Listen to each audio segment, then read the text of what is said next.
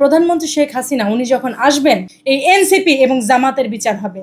যারা লেলিত কুত্তার মতো ৭১ থেকে এই পর্যন্ত প্রধানমন্ত্রী শেখ হাসিনা ওনাকে সরানো থেকে আরম্ভ করে আজকে এই এই জুলাই পর্যন্ত, এই ছাত্র আন্দোলন পর্যন্ত যারা এই দেশটাকে এভাবে নষ্ট করলো, এই যে একটা প্রজন্ম, নষ্ট প্রজন্মের মতো রাস্তাঘাটে যেখানে সেখানে তারা, তাদের মুখের ভাষার কোনো ঠিক নেই, এক হাদির এক বাজে কথা দিয়ে যে আন্দোলন আরম্ভ করেছে তারা। এবং শেখের বেটি শেখ হাসিনা, যার গিয়ে শরীরে বঙ্গবন্ধু শেখ মুজিবুর রহমানের রক্ত, যিনি ক্লাস 4 থেকে তার বাবাকে দেখেন যে বাবা বারবার কারাগারে যায় আসে, যিনি বাংলাদেশের ঐতিহ্যবাহী রাজনীতি এবং রাজনীতির কোরকে যিনি জানেন, যার রক্তের শিরায় উপশিরায় বাংলার রাজনীতি কি, ঐতিহ্যবাহী দল কাকে বলে, বাংলার ঐতিহ্যবাহী দল কাকে বলে, বাংলার রাজনীতি কাকে বলে, যার শিরায় শিরায়, আপনার কি মনে হয় সেই একরোখা শেখ হাসিনা উনি যা বলবেন তা উনি করবেন না?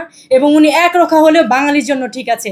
উনি এই পর্যন্ত কোনোদিনই কিন্তু বলেননি দিনক্ষণ করে উল্লেখ করে যে আমি আসছি। এবার যেহেতু উনি রয়টার্সকে বলে দিয়েছেন, এবং রয়টার্স কিন্তু কোনো আলতু ফালতু সংবাদ মাধ্যম নয়, এটা ইন্টারন্যাশনাল অর্গানাইজেশনের একটা সংবাদ মাধ্যম, যেখানে উনি নিজে বলেছেন যে উনি ডিসেম্বরে আসছে।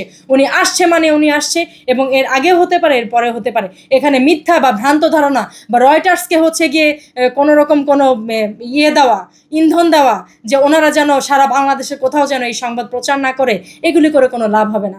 রয়টার্সকে উনি বলেছেন উনি আসবেন মানে আসবেন, এক চুলো এদিক ওদিক হবে না। ফাঁসির দড়ি রেডি, ওনার মৃত্যুদণ্ড এগুলি কার্যকর করা হবে। এগুলি যদি সঠিক হয়, আমার ফার্স্ট একটা কোশ্চেন হবে, সেটা শেখ হাসিনা আসা পর্যন্ত ওনারা কি বাংলাদেশ আওয়ামী লীগে এই পর্যন্ত যতগুলি নেতা কর্মীকে ওনারা জবাই করলেন, ওনারা হত্যা করলেন, ওনারা পিষে মারলেন, হাত পা কেটে চাকচাক করলেন, সেই পর্যন্ত কি ওনারা অপেক্ষা করেছেন?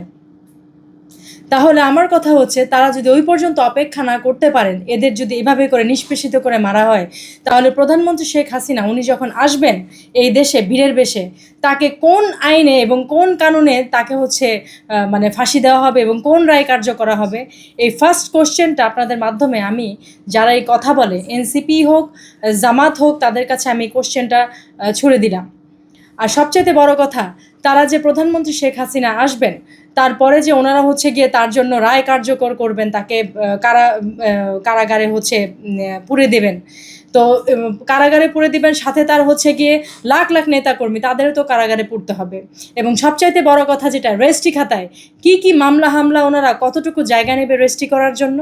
এবং সেই মামলা হামলাগুলো যদি এমন হয়, কোনো অবুঝ শিশুকন্যা তার বাবাকে তার সামনে 2 গালে গিয়ে থাপ্পড় মারার জন্য যে বিচার, কোনো মা তার সামনে তার মেয়ে সন্তানকে ধর্ষণ করার বিচার, কোনো মেয়ে সন্তান তার সামনে তার মাকে ধর্ষণ করার বিচার, কোনো বোন তার সামনে তার ভাইকে হত্যা করার বিচার, কোনো ভাই তার সামনে তার বোনকে ধর্ষণ করার বিচার, কোনো স্ত্রী তার সামনে তার স্বামীকে থেতলিয়ে মারার বিচার, কোনো স্বামী তার সামনে তাকে বেঁধে রেখে তার স্ত্রীকে ধর্ষণ করার বিচার, কোনো মা তার সামনে তার নাবালক সন্তানের পিঠে পাথর বেঁধে তাকে হত্যা করে মাটির নিচে পুঁতে রাখার বিচার, কোনো নানি দাদি সমবয়সী কোনো মহিলাকে জয় বাংলা বলার অপরাধে তাকে বাসা থেকে টেনে হিঁচড়ে বনে জঙ্গলে নিয়ে তার গলা কেটে মারার বিচার।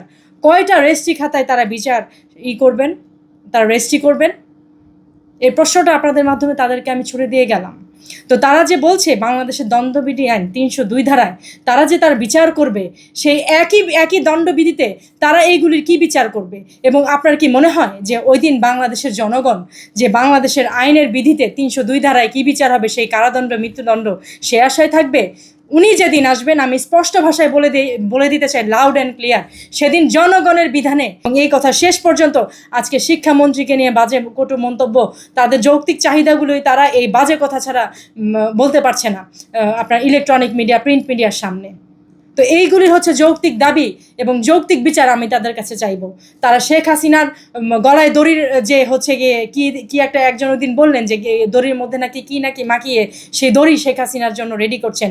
তো সেই দড়ি তার গলায় পরানোর আগে তাদের গলায় দড়ি যে কতশো দড়ি পড়বে, সেই দড়ির গিয়ে একটা হিসাব তারা যেন করে নেয়।